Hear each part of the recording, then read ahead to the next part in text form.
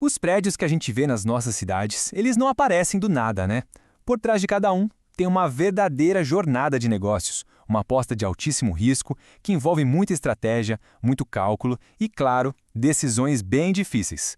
Hoje, a gente vai mergulhar fundo nessa jornada, desde a escolha do terreno até o momento de entregar as chaves. Bom, para começar, vamos alinhar uma coisa super importante. Muita gente acha que é a mesma coisa, mas incorporadora e construtora são papéis bem diferentes. Pensa assim, a incorporadora é a mente por trás do negócio. É ela que tem a ideia, que busca o terreno, que assume todo o risco financeiro e comercial.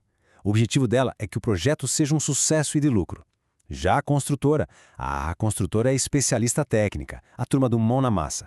Ela é contratada pela incorporadora para literalmente construir o prédio. O ganho dela é uma taxa pelo serviço. Ou seja, uma está no jogo do risco e do lucro, a outra no jogo da execução eficiente. Então, como é que essa jornada toda se desenrola? O nosso roteiro de hoje vai passar por 6 etapas-chave.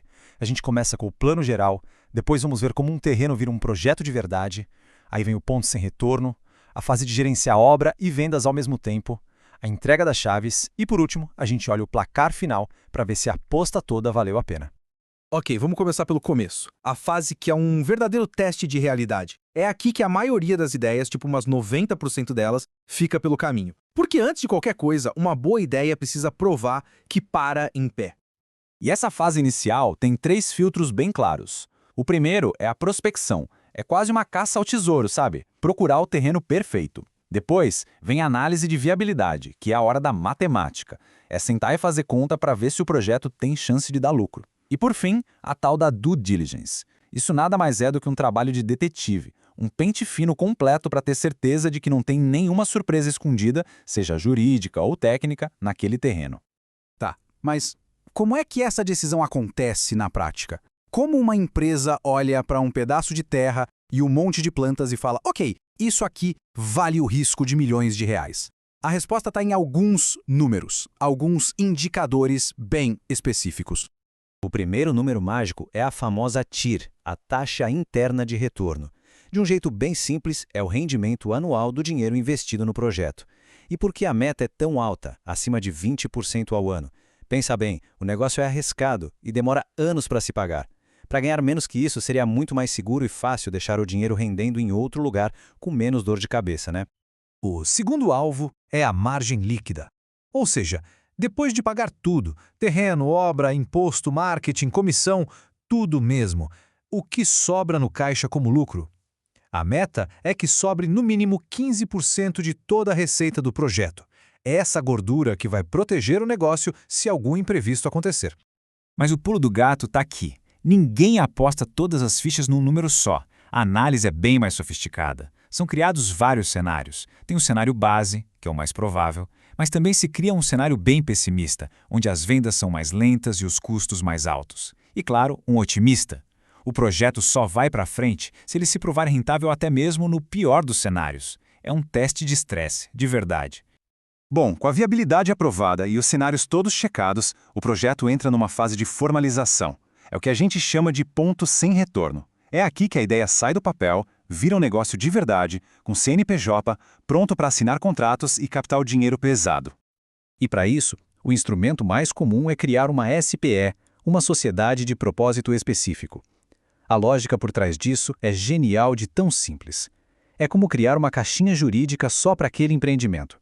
Se, no pior dos casos, aquele projeto der muito errado, o prejuízo fica contido ali, dentro daquela caixinha, sem contaminar a saúde financeira da incorporadora como um todo.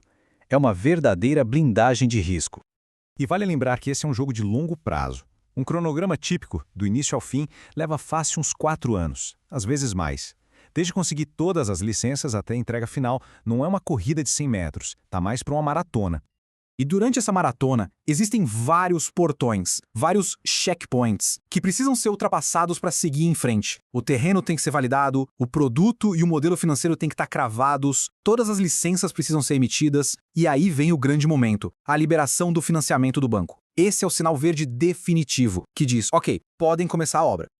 Certo, projeto aprovado, dinheiro na conta, agora a coisa fica intensa. O trabalho da incorporadora vira um verdadeiro malabarismo, gerenciando 2 máquinas gigantescas que rodam ao mesmo tempo, a construção e a venda. É preciso equilibrar dois pratos o tempo todo. De um lado, tem a construção, que é a máquina de custos. Cada dia de obra é dinheiro saindo do caixa. Do outro lado, a comercialização, que é a máquina de receita. É ela que tem que trazer o dinheiro para dentro. O grande desafio é fazer essas duas engrenagens girarem de forma sincronizada. Do lado da obra, os riscos são bem conhecidos, mas nem por isso menos perigosos. O controle tem que ser rígido, com metas claras. O orçamento não pode estourar mais que 5% e o cronograma não pode atrasar mais de 10%. Isso sem falar no controle de qualidade e, claro, na segurança, onde a meta é sempre 0 acidentes. Agora, do lado comercial, a métrica rainha tem uma sigla, VSO, ou Velocidade sobre Oferta. Ela mede basicamente qual porcentagem do total de apartamentos é vendida por mês. A meta de mercado é vender pelo menos 8% do projeto todo mês. Imagina um prédio de 100 apartamentos. A incorporadora precisa vender 8 deles, todo santo mês. Se esse ritmo cai, o sinal amarelo acende na hora, porque o dinheiro que entra das vendas pode não ser suficiente para pagar a conta da obra. Aí a coisa complica. Ufa! Depois de toda essa maratona de obra e de vendas, chega o grande momento, a hora da verdade. Entregar o prédio pronto para os novos moradores. É um momento de muita expectativa e que pode construir ou destruir a reputação de uma empresa. E esse processo é super metódico. Primeiro vem as inspeções finais de qualidade, muito rigorosas, feitas pela própria empresa antes de qualquer outra pessoa. Depois, a entrega formal, com toda a papelada, manuais e, claro, as chaves. E o mais importante, o trabalho não acaba aí. Continua com o suporte pós-venda, cuidando de qualquer ajuste ou dúvida que apareça durante o período de garantia. E no fim, o que importa é o seguinte: o trabalho não acaba quando a obra termina. Ele só termina quando o cliente está feliz. Por isso, uma métrica tão importante é o NPS, o Net Promoter Score, que mede a satisfação. Uma meta acima de 85% mostra que o trabalho foi bem feito e que os clientes estão satisfeitos, o que é fundamental para a imagem da empresa e para os próximos projetos. E chegamos, enfim, ao placar final. Depois de anos de trabalho, milhões investidos e incontáveis desafios, como é que se define de forma objetiva se um projeto foi um sucesso ou um fracasso? O placar final é, na verdade, esse painel de controle aqui. Ele mostra se todas aquelas metas que a gente falou foram atingidas. A rentabilidade financeira acima de 20%, a velocidade de vendas maior que 8% ao mês e os desvios de obra e de custo sob controle. No fim do dia, não tem espaço para achismo. É um negócio de números e são eles que dizem, friamente, se a missão foi cumprida com sucesso. E para fechar, essa citação resume tudo de uma forma perfeita. O sucesso de um empreendimento raramente está na genialidade da ideia. Está, na verdade, na disciplina implacável de gerenciar o risco e o tempo, dia após dia. É a execução, e não só a visão, que literalmente constrói o mundo ao nosso redor. Da próxima vez que alguém olhar o horizonte de uma cidade, vai entender a complexa jornada que existe por trás de cada janela.